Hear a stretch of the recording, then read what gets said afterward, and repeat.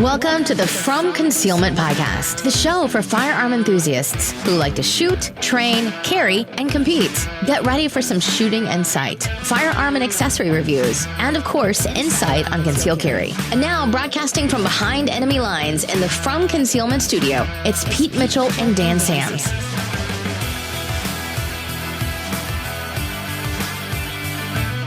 Hey, Freedom Nation, this is Pete Mitchell. And I'm Dan Sams. And man, I tell you, I never realized how behind enemy lines we are, but now across the whole U.S. Like our intro to the podcast says, broadcasting from behind enemy lines because I'm here in California and, it's behind enemy lines. Yeah. But yeah, man, I tell you right now. Wow. Did you see that picture I just posted in the Telegram group with this guy who says, "Don't California my USA"? That's hilarious. Oh my gosh, dude. Yeah, by the way, guys, if you're not in our Telegram group, you got to get in it. Text the keyword hero to 850-990-2020. 850-990-2020. So yeah, fun times. But man, lots happened in a week. Sure has, man. It's been quite a week. It's funny because we have the executive order stuff that doesn't have a lot of teeth, but certainly has a lot of intentionality. He's moving the ball down the field. It's not like a sudden, I'm a felon today, but he's certainly moving things in that direction. So, well, that's the whole thing. Like, there was a reason our founding fathers believed in separation of powers, because they knew that one person or one group having too much power, it's just another tyranny. It's another oligarchy. And they deliberately made our presidency the weakest because it was one guy. And I mean, that's why the president has literally the weakest amount of power. And yet, what have we seen over the years? I can't do anything. I can't get Congress to do anything, so I'm just going to do it. And then they come up with this completely illegal, unconstitutional executive order, as if he walks on high and is the king and therefore can decree something. You can't decree anything. Yep. Not a thing. Not anything. Or he's not supposed to be able to, And then we just buy into it. And of course, and people did not understand when I was saying that President Trump was setting the precedent with the bump stock ban. And that's exactly what happened. That precedent was set with that illegal, unconstitutional order, executive order. And now we got, Mr. Executive Order, who couldn't get Congress to pass anything, even though it's all Democratic. And so he's just issuing executive orders like it's, going out of style, like they're Post-it notes. Oh, here's an executive order. Oh, here's another one. He really did like break a record, right? I mean, oh yeah. Yeah, he's beyond what we've ever seen before. Yep. Well, and man, all the stuff going on at the border, all that, like he's, there are more people in cages at the border now than that sure sounds like ever. Like, it's all the stuff that he said he was against, he's doing, except for, of course, gun control. He's totally for that, and he's putting it forth. Yeah. The gun control stuff, man. So let's talk about a few of these things. First of all, I'm going to address, what's closest to my heart, which is ghost guns. Yes. I love building my own guns, building my own pistols, building my own rifles. I love back when we could have them here in California and they could be unregistered. I love that no one knew I had them. Just like, there was a time in California, actually not that long ago, where you could buy stuff from a private party and the government didn't know. And honestly, that's just safer. It's safer because these political officials are genuinely evil. They're genuinely evil, and they're going to use that information against us. I mean, that's the only reason why to have all this stuff registered. But this whole, ghost guns are being used in the streets and we can't trace them. First of all, they can't trace about 85% of all the guns in America anyway. Yeah. Because they're sold in private parties. Most people don't keep a gun for very long and then they turn around and sell it. They don't know where most of the guns in America are. So that's baloney. That's just that's a sales pitch of a line. But then, like, I don't even understand how they're going to do this. And that's why I think, isn't this the one where he was like given it's either the DOJ or the ATF, like 60 days to come up with, how are we going to serialize this? Because what are you going to do? Like, if I buy a chunk of metal and I got a CNC machine, how are you going to make me go through a background check for that? Yeah. There's a part of this that it's kind of a moot point, in that some of this you just can't control. And it's a matter of how illegal are people going to be willing to be, And I think people are getting more willing to be illegal. Well, here's what's going to happen here's the problem with the 80%ers. The reason why like an AR-15 lower basically doesn't have the area for the firing control drilled out. You got to drill all that out, is because that makes it an 80%er. So if they say, okay, well, 80%ers now got to be serialized, you got to put them through a background check to sell them, blah, blah, blah, blah. All right. Well, then what about if we come up with the 70%er, and the 70%er doesn't have, the magazine area drilled out, or the trigger area drilled out. I mean, they're going to go, okay, fine. 80% needs a serial number, 60%. Yeah. And we already have, there are other things that aren't considered an 80% lower that's still an unfinished lower at a different percentage. I mean, that already exists. I mean, you can go to some of these places and it's, you can buy just a blank billet, like that's just a block of steel. I mean, that already exists. It's just a matter of what kind of, do you have a CNC machine, or, they'll just have to invent another jig.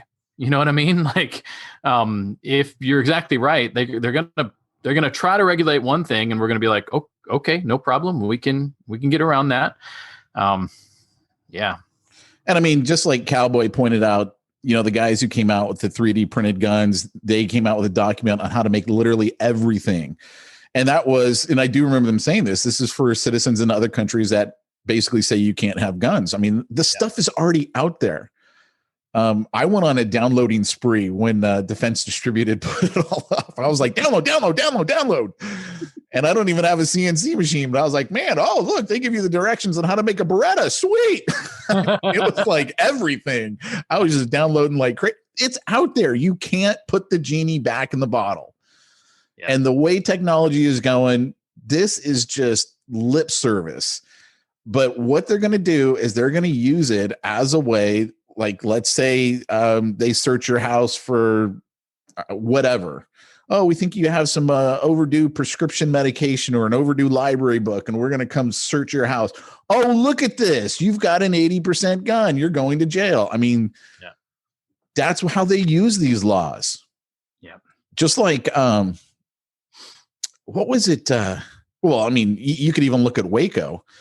I mean, they killed all those kids because they didn't pay the $200 tax stamp. Yeah. Like, really? Yeah. You killed all those kids and those adults for a $200 tax stamp? This is freaking evil, man. It is. Well, and as soon as you say that, they'll immediately conflate the other issue and say, well, but David Koresh was a pedophile and he was blah, blah, blah, blah, blah, and doing all this stuff. And I'm like, yeah, I'm in agreement. He was evil. Why didn't you just have Children's Services show up? Or a better thing is, like, if you knew he was doing this stuff, arrest him when he goes jogging every morning, which is what was happening. So why didn't they arrest him then? They didn't send Children's Services or child welfare or anybody like that. They sent the ATF, which tells me they were more concerned about his $200 tax stamp than they were about the fact that children were being forced into young marriages. And this is also right after Ruby Ridge, which is when the ATF killed those guys. Was it the mother and did the father live? Because I think the father lived. Father lived and won a and won in court and won a lawsuit on the whole thing. And they killed his son and they killed his wife. Yep, shot his wife while she was holding their baby. Yeah, I mean, and then oh hey, let's nominate that guy to run the ATF. It's like what? You guys, I think everybody's seen the picture of the dude standing in front of the charred remains of the children at Waco. Yeah. And that guy who's posting essentially a trophy picture of dead children, that guy has been nominated to be the director of the ATF. Really does, like, my stomach is sick. It's heartbreaking. So yeah, and all non-gun people can hear is, oh, assault weapon, bad, ghost gun, oh, scary because it's a ghost. It doesn't shoot any different than any other gun. It's a gun. That's all it is. It's a 22 caliber gun. I mean, if it's an AR-15, it's 22 caliber. That's what it is. So, man, these are strange times we're living in, man. Really, really strange times we're living in. They really are, man. What'd you think about the pistol brace stuff? Just the same old crap. Of course, the pistol brace stuff has been so confusing for everybody just because it's ridiculous. Like, I even get confused on how the law works on all of that, / not even law, the rulings. And so there's more executive order about it. There's more whatever. I've almost stopped paying attention to the details because the details don't matter. I mean, they do because they'll make you a felon, but like they change it all the time. My concern is what we were talking about a little bit earlier. The dash cam footage / body cam footage of the, I think it was in New Mexico, the cop that stops the truck. It was a big white truck with tinted windows, and he stops him for the windows being too dark. Right. And the guy ends up shooting him, and well, you can see shooting the cop. He shoots the guy, gets out. Essentially, there's an exchange. It was actually really surprisingly friendly, and then the officer says, like, well, I see that you have a firearm. I'd like you to hand that over for my safety. And so as soon as he walks around to the back to get it from the guy steps out, chambers around, and shoulders it and fires, I don't know, it was 3 to 5 rounds at the police officer and left him dead on the side of the road. And you can see pretty clearly from the camera that it's a pistol brace on that thing. And of course that happened in February. It was released, I think, just a few days ago, which to me says, okay, they're planning to use this to make pistol braces look bad. And so I think that's no good for us. Right. Yeah. Also, it was just a sad thing to see. Like, I think pulling somebody over for tinted windows is stupid, right? It's incredibly stupid. That's ridiculous. And I don't know, maybe the guy had something else to hide, whatever. In any case, I'm thinking, like, if we didn't have some stupid law, that cop wouldn't have been obligated to pull him over. I venture to say cops aren't obligated to pull him over. That's a good point. Yeah. Let's say the cop wouldn't have had a cause. I don't want to shame the dead. I don't even know the guy, but really to pull someone over, I wonder if, and this could be true, because I guess the guy was a drug dealer, right? Now, what does that mean? Yeah. Like, I don't know the laws in New Mexico. I don't know what a drug dealer is, because here in California, what used to be illegal is now no longer illegal, right? So in Oregon, I think everything's legal up there. I mean, so I don't know what drug dealer means. I know the connotation, and I know that's why they're claiming it.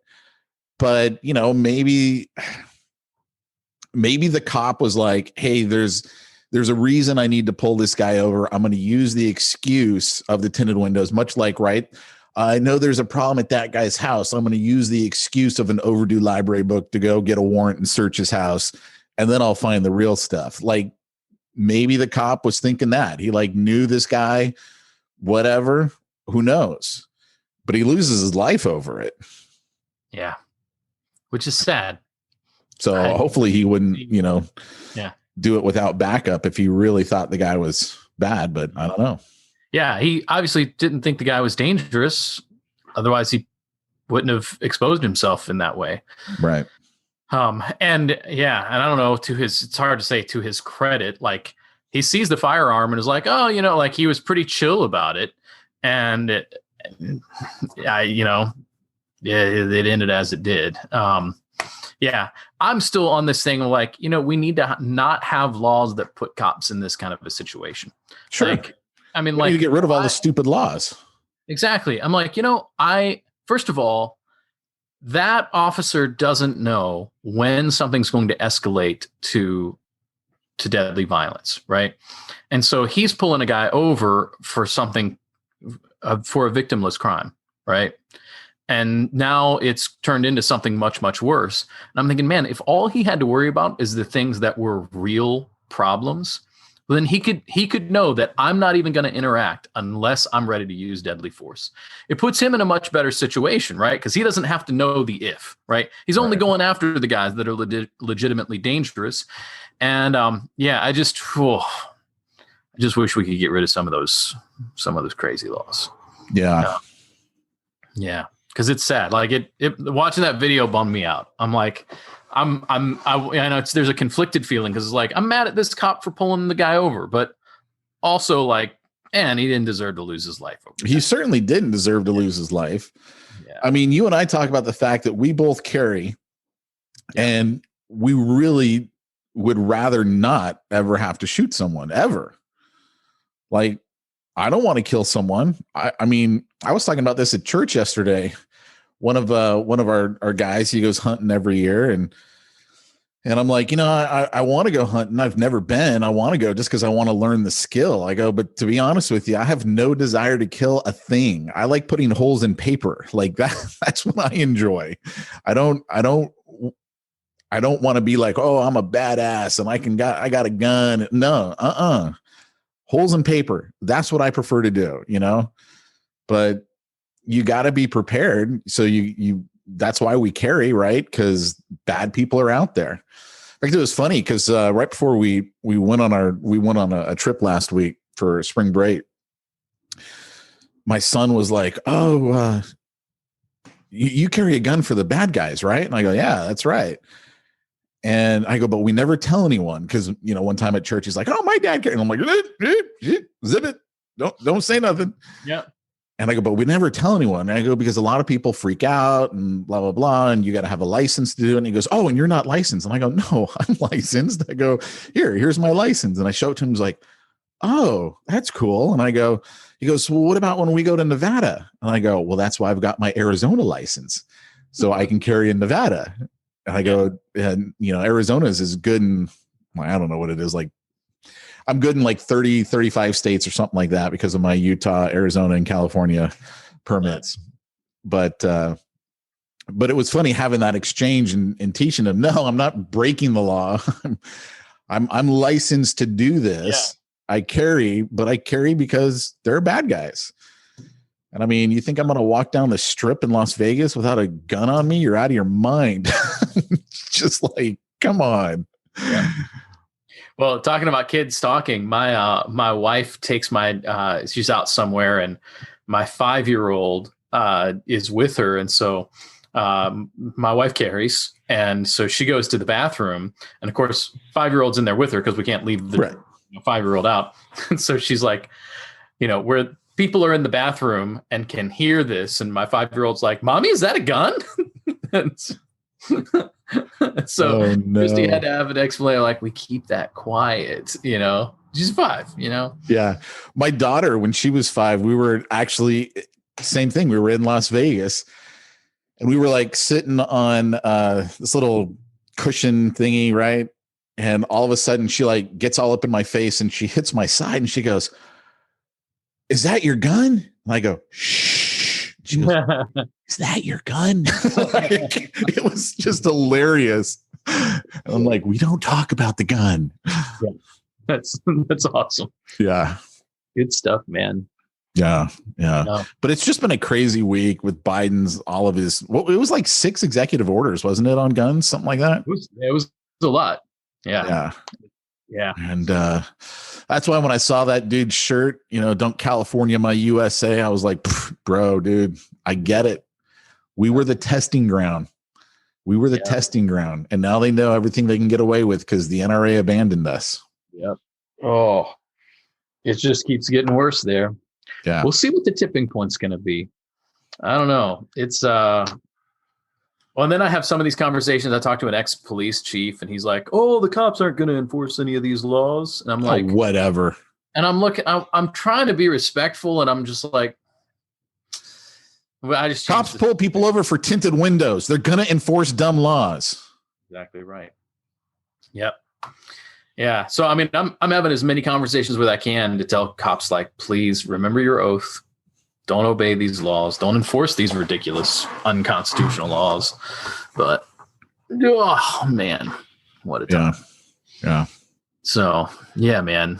So, yeah, I wish I had a good gear review or something because I'm bummed out about it all. Well, what's funny is, so we were in Henderson most of last week. Henderson is right next to Las Vegas. We like to go out to Lake Las Vegas, which is about 30 minutes away from the Strip. So you're far enough away that you don't have all the craziness of the Strip. Yeah. And my wife is an ice skater, so my daughter ice skates and my son plays hockey. And so she wanted to take him over to this new rink in Henderson. So I'm like, look, I'm not going into the rink. I'm not an ice skater. I'm kind of done with the whole thing. And it's hot. And I'm like, I don't want to put on pants just so I can go to a rink. Like, I want to wear shorts. It's hot out. Yeah. So I'm like, I'm going to go to some gun stores because I just want to see all the free stuff, or not the free stuff, but the stuff that free states have. Right. So literally right by the rink, I found 2 gun shops. I'm like, I love these free states, man. This is just great. And I go into one and it's just like loaded with every gun you can imagine. They've got all of it. I mean, they've got all the rifles you want. They've got the suppressors. They've got the pistols. They've got everything. And this guy goes, oh, hey, we'll be right with you. I go, don't worry about it, man. I'm from your commie neighbor state. I just want to see all the stuff that a free state gets. And he's like, oh, I used to live in that commie state too. When you moving? I'm like, if my wife would do it, I would. And he goes, you need some chloroform? We can sell you chloroform. You can just wake up and find out you moved. And so then I went to this other gun store and it was just empty. Like, they had literally 2 pistols and maybe like 5 rifles on the wall. And I'm like, so is it just, is it really hard getting guns? She's like, yeah, it's totally hard getting guns right now to sell. And I'm like, the difference between the 2 stores, one, hers was on the main strip. And I'm like, I bet you everyone went there to buy their gun because they could see it, guns and ammo. It's got a big sign out in front.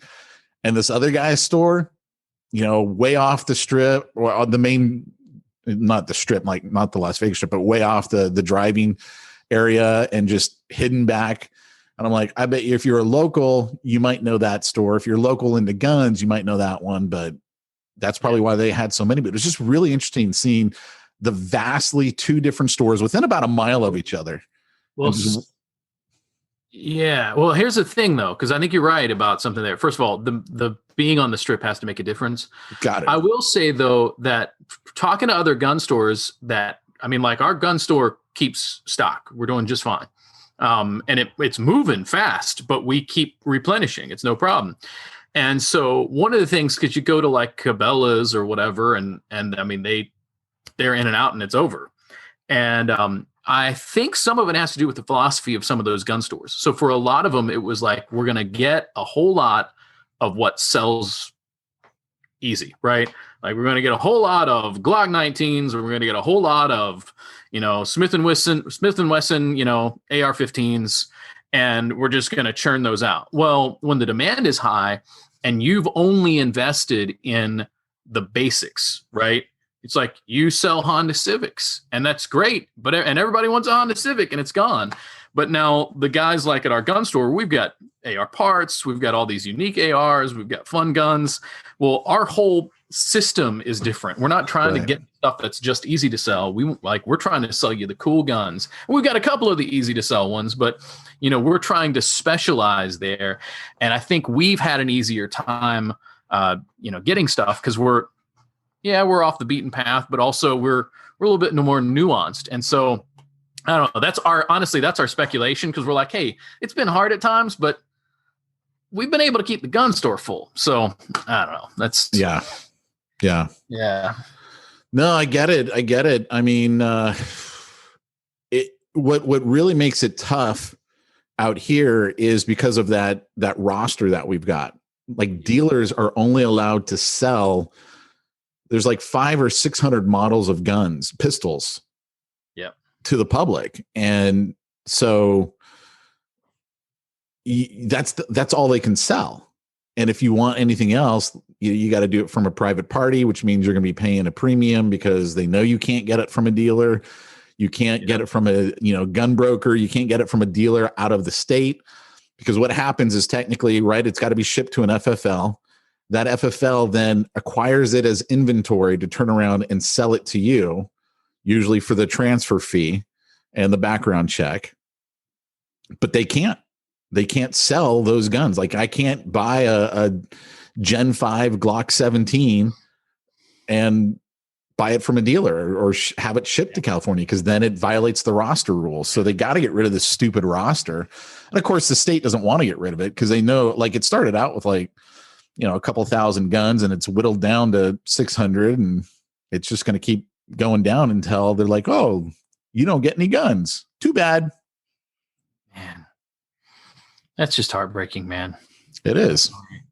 It's what we've allowed to have happen. Like there was a great meme that I saw, and it was like, come and take it, right? And then it was like, come and take in what's left of it. And it was showing like our ARs out here in California. And, wait, no, come and it's just like they keep taking, and we keep allowing them to do it. Yeah. And here in our state, it's, what are we going to do? Like, we have no political power. Yeah. There's not enough conservatives left in California.